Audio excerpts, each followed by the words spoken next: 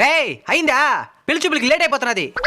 బయలుదేరాను మా అమ్మా ఒకసారి ట్రామా ఎక్కువ కట్నం కోసం చూసి చూసి ముదురు బెండకం చేశాను. బ్రహ్మచారిగానే చచ్చిపోతానని భయంగా ఉంది మా. ఫీల్ అన్నట్టున్నారు. కట్నం వద్దునే వద్దు, నాకు పెళ్లి చేయమా. సరే పద. ఈ సంబంధం ఓకే అయిపోతుంది.